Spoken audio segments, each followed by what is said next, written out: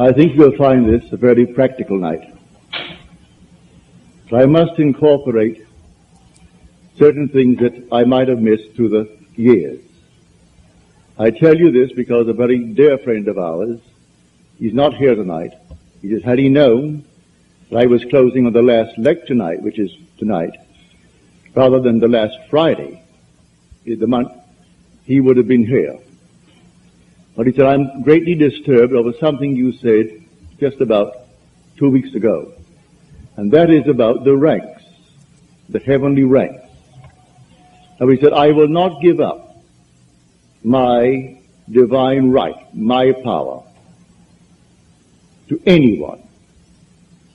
I will not make others little that I may seem to myself superior.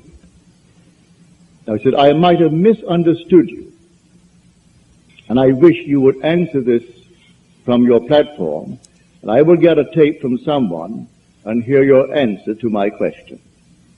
For I spoke of the ranks, the spiritual ranks. I will not retract one word. But he failed to see the difference between the individual and the state in which that individual was for that moment. There's a vast difference between states and the immortal you. The immortal man is God. Man is all imagination. And God is man, and exists in us, and we in him. The eternal body of man is the imagination, and that is God himself.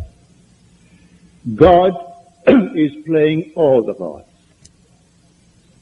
God alone acts and is in existing beings or men. There's only one actor in the world. There's only one author, and that is God. And that God of whom I speak is your own wonderful human imagination. That is the operant power in the world.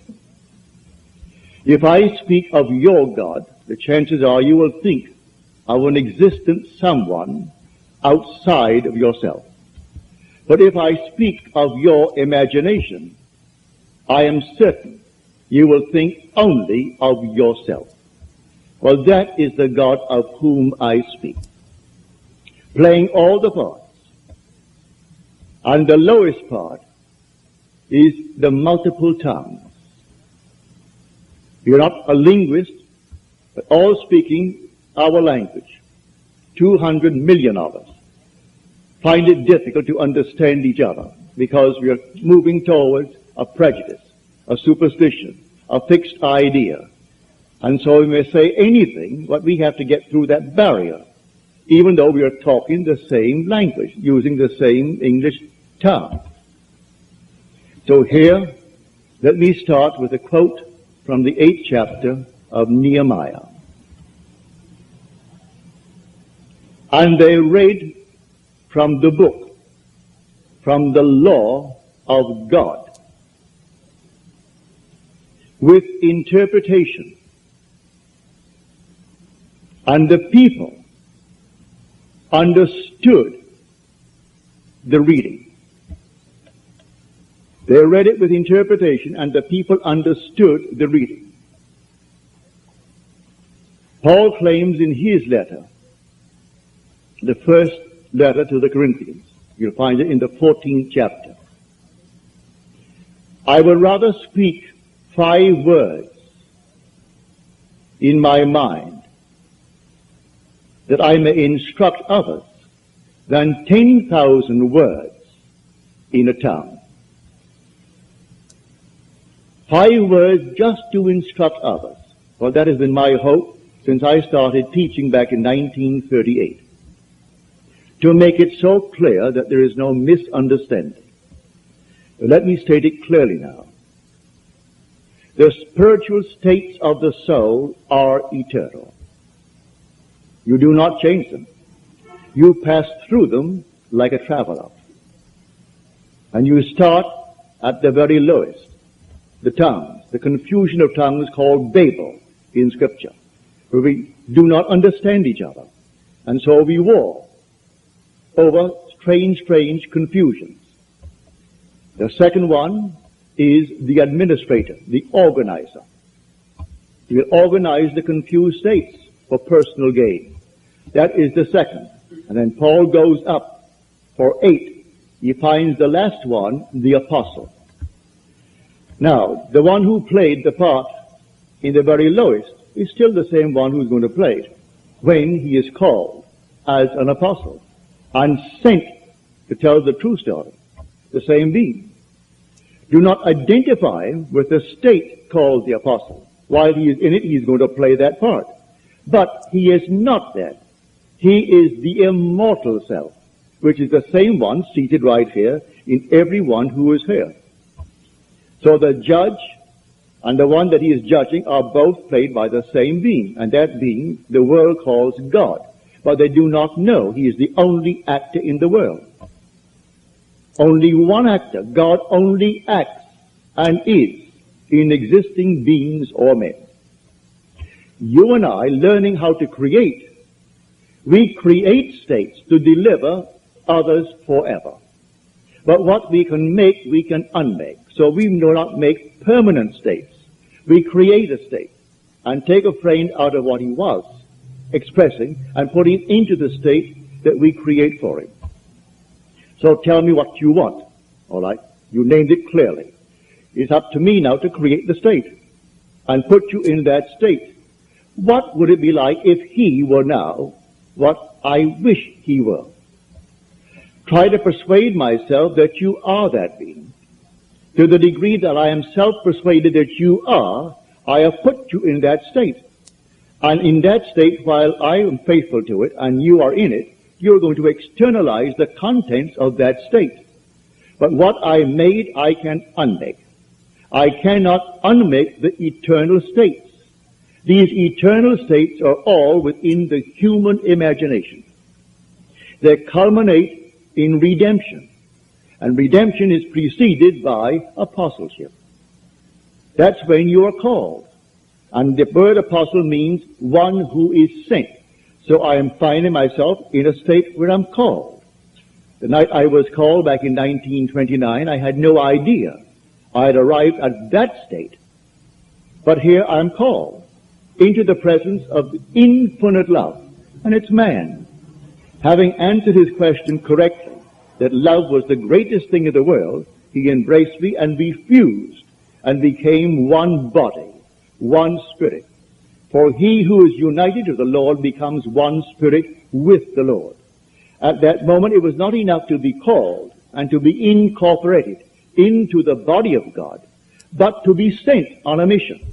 And I did not know that mission until it unfolded itself within me. And it took 30 years. 30 years later, suddenly it erupted within me, and the entire story of Jesus unfolded itself within me, casting me in the central role of the story. And then I knew who I am. Then I knew who the one called Jesus of the story really is. He is the culminating point of God in man.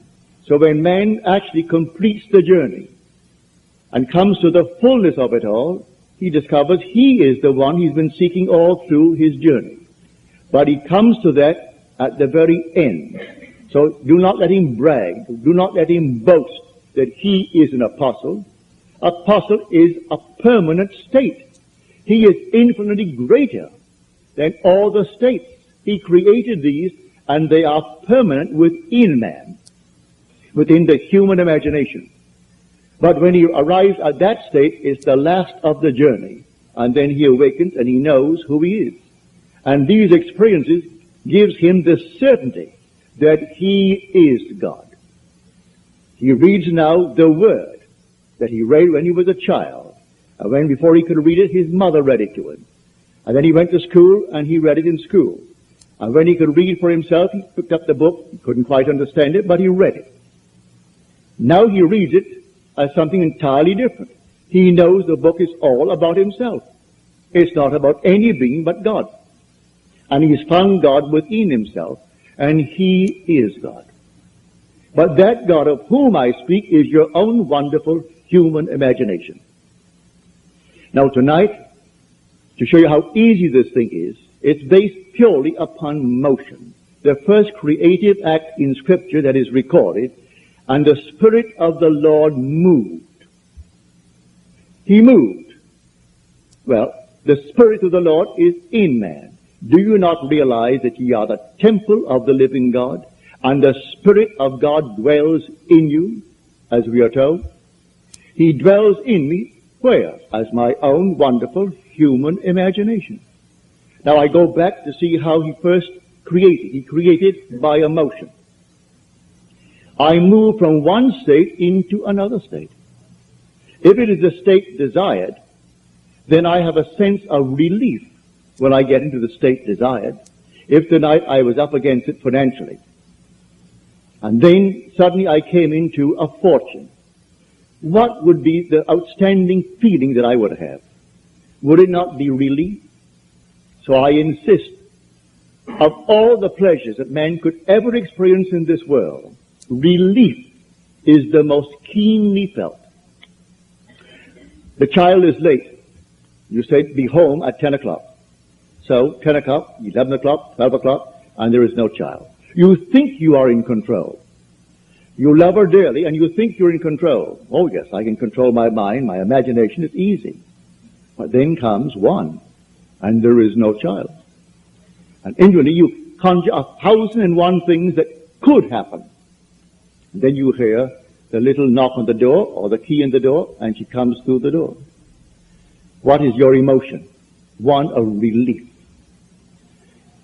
Just one of relief. So of all the pleasures of the world, relief is the most keenly felt. It comes in the creative act. Relief. Call it by another name if you will, but it is relief at that moment of explosion. But the same thing is true when I move into a state. What would the feeling be like if it were true? And I work myself into that state as though it is true. If I am in that state, I can suppress the sense of relief. And so I have the sense of relief because I've done it. Now what do I do after that? Nothing. Remain in the state. It has its own appointed hour, and it ripens, and it's going to flower. Don't be concerned, you're in the state. Now let it unfold itself in its own wonderful natural way. It has ways and means that no one knows. Its ways are past finding out. So I move myself into a state. I don't remain in the state that I want to leave behind me and push a button and think something is going to happen. I move. I move from one state into another state. But these states I am creating. I do not consciously move in these spiritual states. They are automatically determined by my journey in this world. So no one can sit down and conjure the spiritual state. If he thinks he is going to, he's only kidding himself. These happen automatically as man who is God moves through these eternal spiritual states, and there are 8 completely marked out in the 12th chapter of the book of 1 Corinthians. And you are not going to change them. So I say to my friend, when he hears this, I do not intend to set myself up as someone who is other than you, better than you. I have reached the state called the apostle. I was called and incorporated into the body of the living God. He is a living God. He's not the God of the dead. Nothing dies in God. But nothing. Everything is alive. Today millions went to the cemeteries. They aren't there. That's an organized big business. Completely organized on the fears of people. That's not where anyone goes. You drop now, all right? Maybe they'll put you away tomorrow. Maybe in a week from now. But at that very moment, you are restored to life. In a world just like this. Real just like this. And the unfinished work, you're going to finish it. No one is going to fail because God is the operant power and God is that individual's human imagination. And he's moving towards self-redemption. And he goes through these states, infinite states. But you and I, we're intelligent enough to create a state. So someone comes to you and he says, you know, I do not know exactly what I want, but I don't like what I have. All right, let him tell you what he has. Well, you wouldn't like it either, if you listen carefully. No, I wouldn't like that either. Well, let us reason together. What would you like? Would you like this? Would you like that? And then he comes upon something he would like. Well then, if you are a friend of his, you create a state to deliver your friend from his former state. And so you see him in that state. Well, how do you do it? Bring before your mind's eye your friend. And have your friend with a nice big smile on his face. And have him actually thanking you for what you did for him. Now, the thing has happened yet, but you go beyond the present moment. And you are appropriating now subjectively the objective hope. You hope he will stand before you objectively with a smile on his face, and you hope you're going to hear his words. And the words you're going to hear is, oh, thank you so much. It worked just like a charm. You know, when I saw you the last time, I was up against it. Today, it's simply rolling and rolling in my direction. Everything is perfect. That's what you want to hear for a friend. Well, now you hear that. So if you're hearing that, you move him out of his former state into the state that you have now created for him. Do this, and you cannot fail. So prayer is not petition. Prayer is giving thanks. You don't get on your knees and petition any being outside of yourself. There is no intermediary between yourself and self. You need no priest. You need no so-called healer. You need nothing on the outside. It's all within self. What would the feeling be like if it were true? With that, I catch that feeling, and then I work myself into that state. What would it be like? All right, I know what it would be like. Well, feel it, and keep on feeling it, and keep on feeling it, until all of a sudden, you're relieved. There's a release within you, and then it's done. You can't do it a second time. It's done. So I say, I'm looking at the world from a spot. At every moment in time, I'm always viewing the world from a place. That place could be from a financial position in my world. It could be from a physical position in my world. It could be, you name it. I'm looking from a certain state. And I'm seeing confirmation of that state by what I am seeing. Now, how will I know that I have moved? Well, it's a very simple test to know that I have moved. Unless there is a fixed frame of reference, no one will know that something moved. If I started moving from here to the end of the room, and everything started moving with me at the same time, I have no reference to prove that I have moved. Motion can be detected only by a change of position relative to a fixed object. It must be fixed relative to me, that I may know that I have moved. But all my friends know where I am, who I am, what I am. If I desire a change, my friends, my fixed reference, they should know it. So I don't ask anything of them. I simply assume that I have changed. But if I have changed, then I have a fixed reference, the faces of my friends. Now let me conjure them in my face, in my mind's eye, and let me look at them.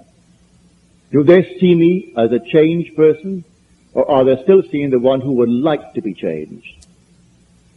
Are they congratulating me on my change? Well, then I've changed. I saw it reflected in their faces. I heard it in their voices. I saw a change on their faces, which change revealed to me that they noticed in me a change.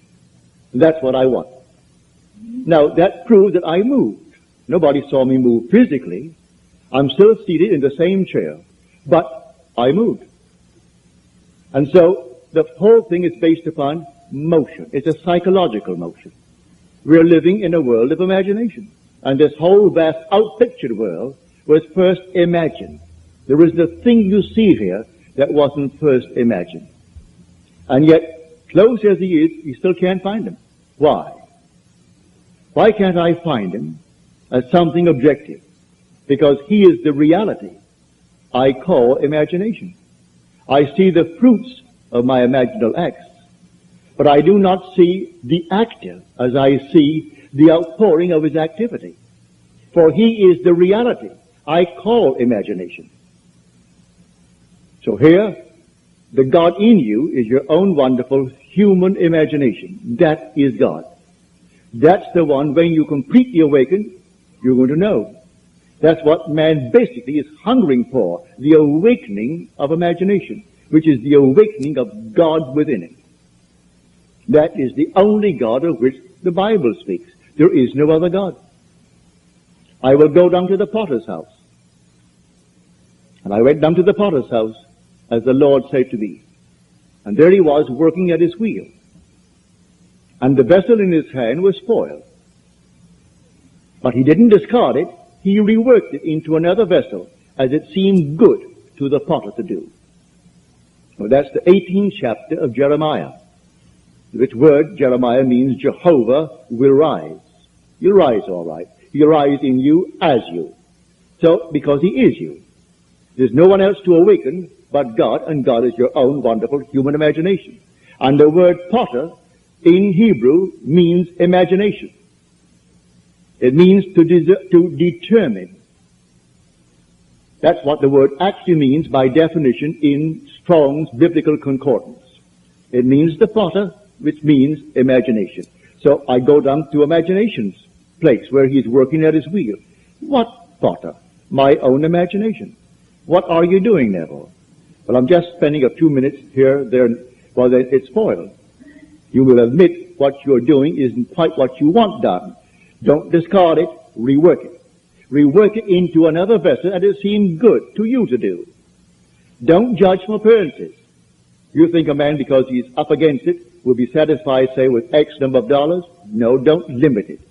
Put no limit upon the power of belief. Can you believe that he doesn't have that pressure on him anymore? That he's above it? That is something behind him. Well, put him in that state. It doesn't cost you any more to put him in that state than to put him in a little modified state.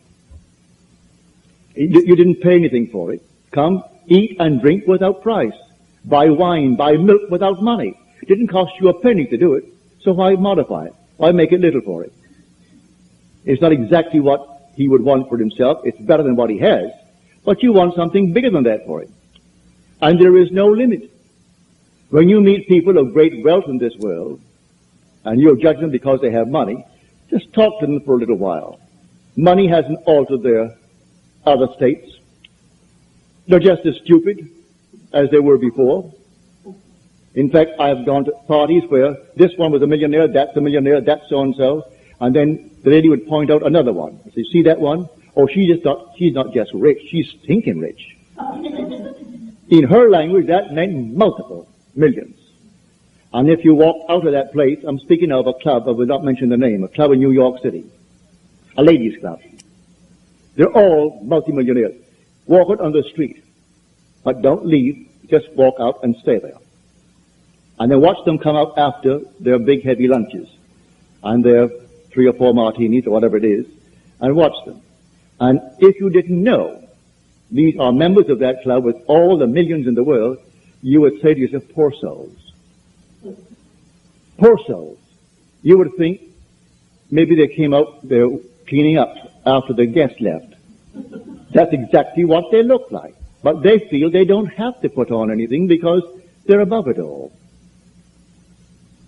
As my father would say when they would come in and they were very, very rich, and he ran his store, and when they all became very, very elated with his fabulous wealth, he would turn to one of us and he would say, you know, God is really merciful.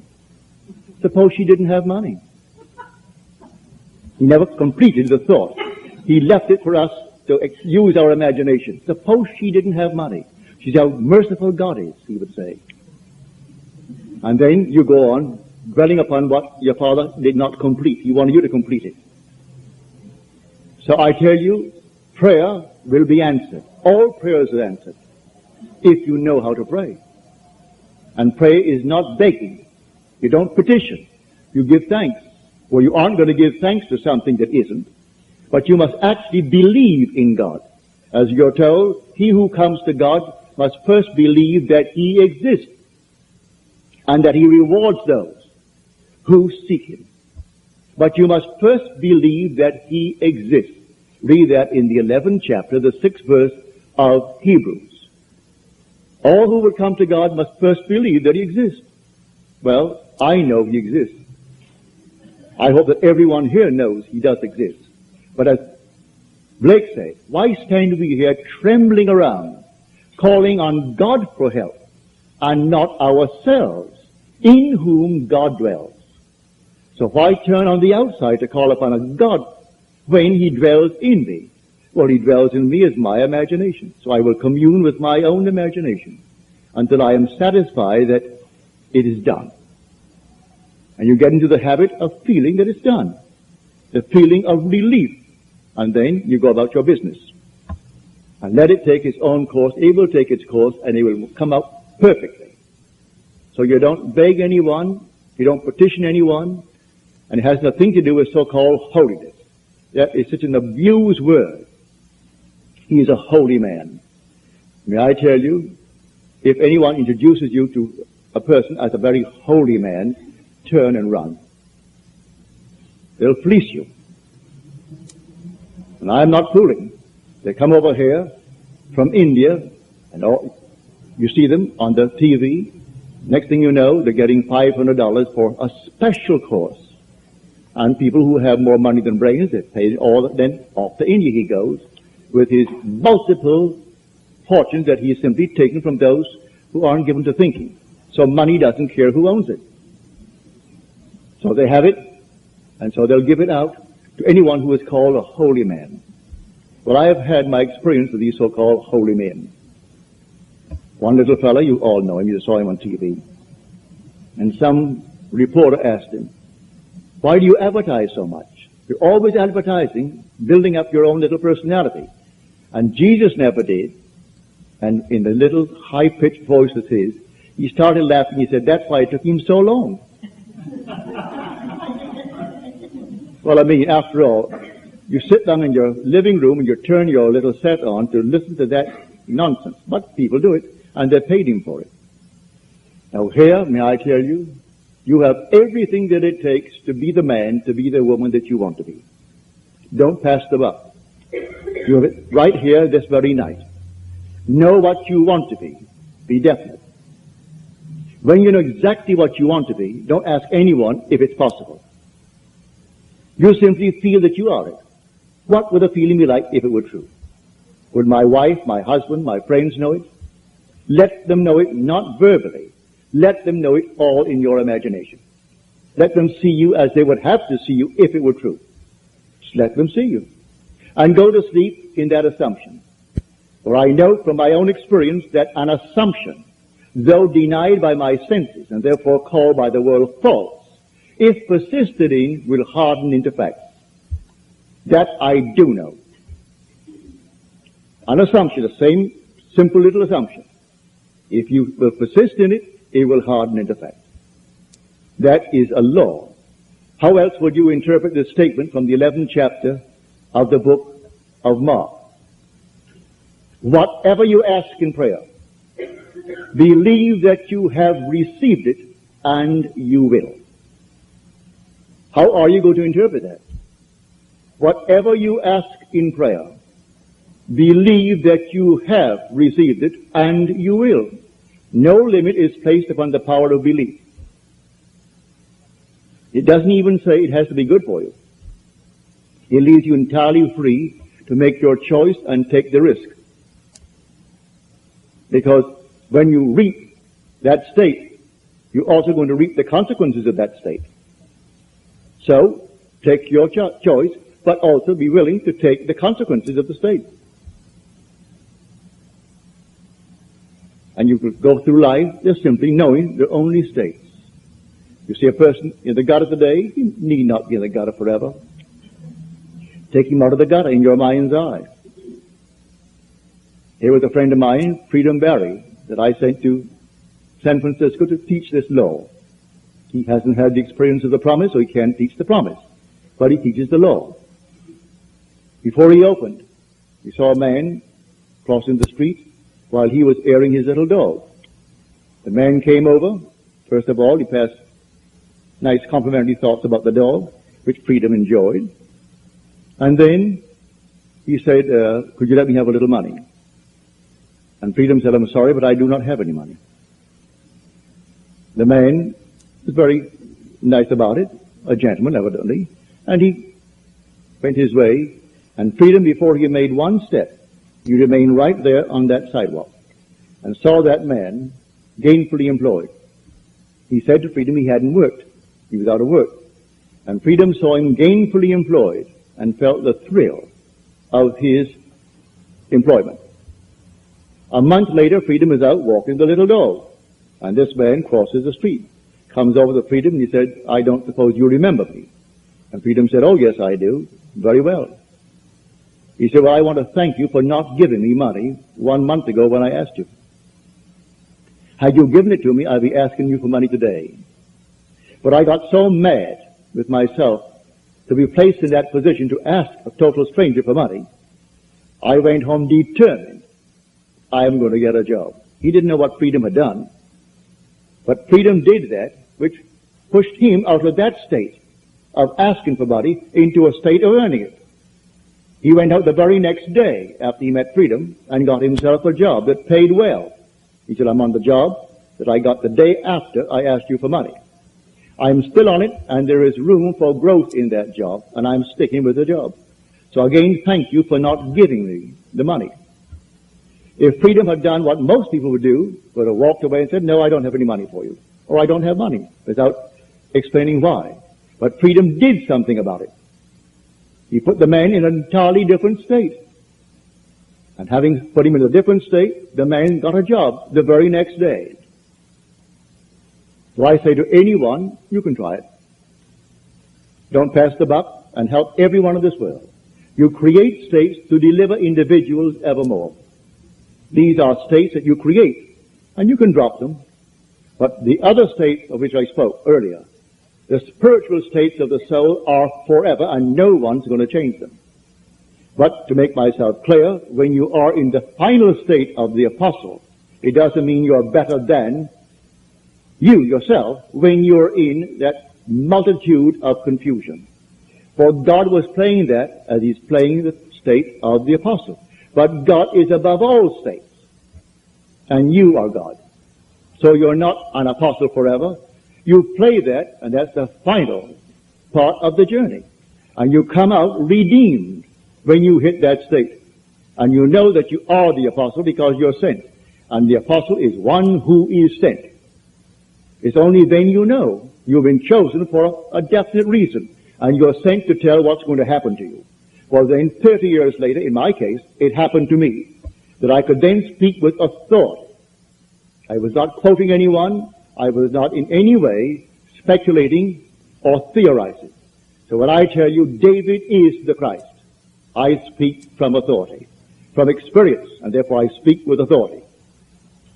When I tell you he is the only Son, which is a resultant state of the journey you made through those eternal spiritual states. And when you hit the last one, you are born. Listen to these words. In the King James Version and Moffat's Version and others that I have at home, it's correctly translated. The Revised Standard Version, the New English Version, have added a word that confuses the entire thing. This is now the 8th chapter, the 11th verse of Romans. If the Spirit of him who raised Jesus from the dead dwells in us, he will also raise Christ. Two entirely different ones. But if you say also raise Jesus Christ, you're going to confuse the entire thing. So that the King James Version leaves off the word Jesus when it comes to the second raising, which is Christ. And it happens just like that. Jesus comes first. It's the I am of man. That's the Father. He is awakened first. 5 months later, then comes David. 139 days after the Father awakens within the sepulchre. Then comes an explosion 139 days later, and then David stands before you. He is the resultant state. Now, when you read the Bible in the future, and I hope you all will, always bear in mind the characters mentioned there and depicted there are not individuals as you and I are.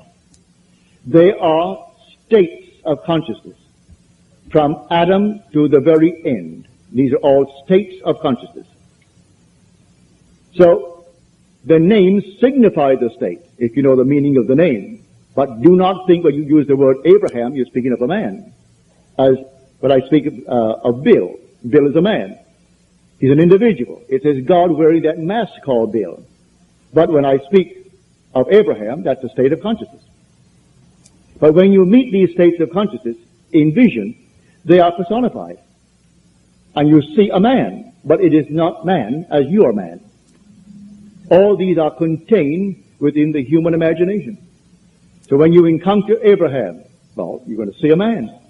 And you know he's Abraham. When you encounter David, you meet a youth, an eternal youth. But it's a resultant state. You are above all states.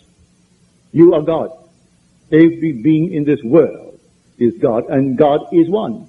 Hear, O Israel, the Lord our God, the Lord is one. And never get away from that. That is fundamental. The minute you have two gods, you're going to get confusion. Two will become 4, and 4, 8, and 8, 16, and you get confusion in the world. Only one God. And that God, his name forever and forever, is I am. That's the being. So when you awaken within the sepulchre, you know who awoke. You say, I am. There's no one present, just yourself. And you come out without the help of anyone.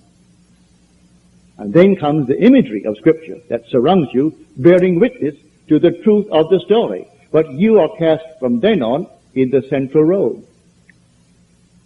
And so everything unfolds within the imagination of man. And that is God. So tonight, as you leave here, go out knowing you have the power and the right to become the man, to become the woman that you want to be, without hurting any person in this world.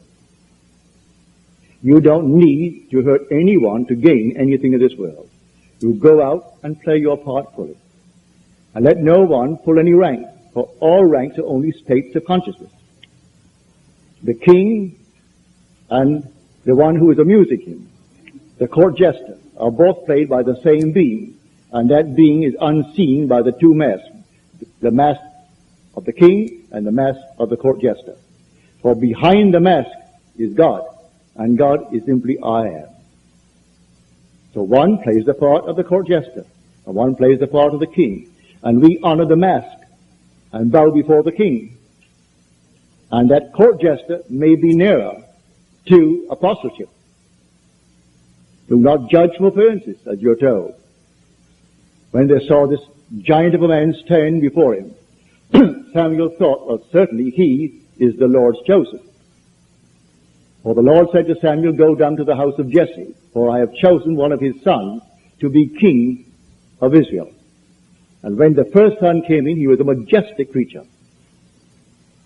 And Samuel said to himself, surely he is the Lord's choice. And the Lord said, I have rejected him. The Lord sees not what man sees. Man sees the outward appearance, but the Lord sees the heart. Then he brought the second, and he brought the third. And finally he brought the last, which was David. And David was tending the flocks.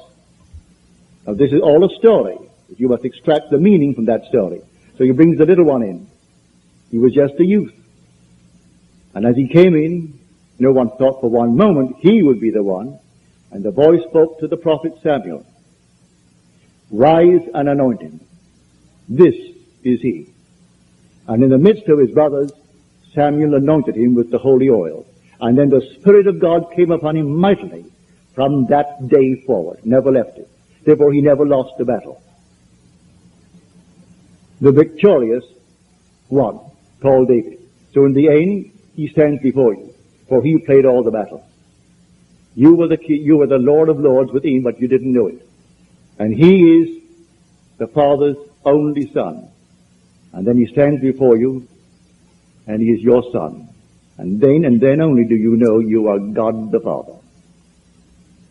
You gain all the assurance that you need when you see David. For he is God's son, and he is your son, therefore you must be God. And that's the story. Now this being our last night, suppose we go into the silence and give you ample time for questions if you have any.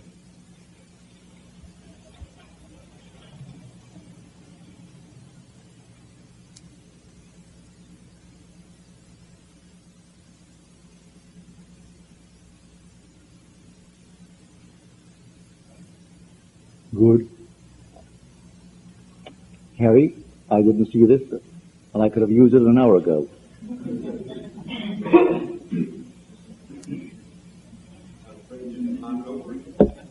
I didn't see it. I would have. And regretted it too. Now, are there any questions, please? When you talk about living to another body, when they take with them their memory, do they remember all their family and all the things they've been doing? Yes, my dear. You carry with you your memory.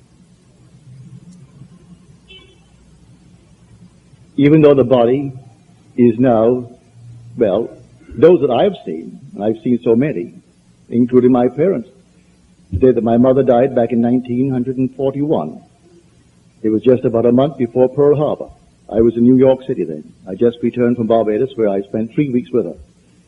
And it was a terminal case of cancer. So I came back. I was sitting in my living room.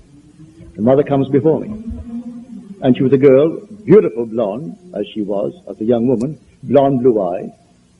And mother is before me, sitting under an arbor. She was passionately fond of flowers and a beautiful garden. She's under this arbor brushing her hair, but she wouldn't talk to me. And then I sat and I wrote my sister a letter saying, I've just seen mother. And mother is a most beautiful young woman of 20 years of age. And I took that to mean that she had recovered. But that was the very moment that my mother departed the world. But when I got my sister's letter that came back to tell me, that was the hour, allowing the difference in time between New York and Barbados. And that was exactly when mother closed her eye, and that was it. But she instantly appeared to me in New York City, 2,000 miles away, not as the old person. She was only 61 when she died. But she looked much older because she was in such pain for the longest while. Mother must have looked, well, you can't name it. It was so old. And she lost so much weight. She was a little tiny shrunken thing when mother was not given that weight. But I saw her at 20. My brother Lawrence, who died at 62 or 63, he was going on 63. When I saw Lawrence, he was about 21, 22. My father, same thing. Jack Butler, who was my secretary, when he dropped dead at the age of 50. When I met him 8 months later, Jack was about 21, 22. So I can only tell you what I see. They all are restored. They aren't little babies. They're restored with intelligence, and they know who they are. They know who you are. And many of them don't even know that they died. Totally unaware of it. The majority don't know it, because they haven't died. Like Jack, when I said, well, Jack, you know, you died. I went to your funeral. So you're crazy. I die, but I'm not dead. I said, yes, you die, but you're not dead. Well, how? That doesn't make sense, does it? Well, you know, there are states of consciousness in which visionary men are accounted madmen. And so I've been accused of being mad, being insane, but I can't help it. I see these things and I tell you exactly what happened to me. But there are certain states in which all visionary men are accounted madmen. On 49th Street in New York City one day, I was opposite a window that had a nice display of my books and a big picture of me. And two women came by, three came by. One was the guide showing the other two friends of hers who came out of town and wanted to see the sights of New York City. And so I came up and stood next to them. They didn't know me and didn't look at me, but they were looking at the picture. And one woman said to the other two, "You see that fellow?" Naturally, they're all looking at him. Said, "He's as mad as a hatter." But you should go and hear him. It's part of the things to do when you come to New York City. Go and hear him. He's just as mad as they come. They call him the mad mystic of 48th Street. Well, she heard that. No one called me the mad mystic, but she must have heard it to tell these two. I'm called the mad mystic of 48th Street.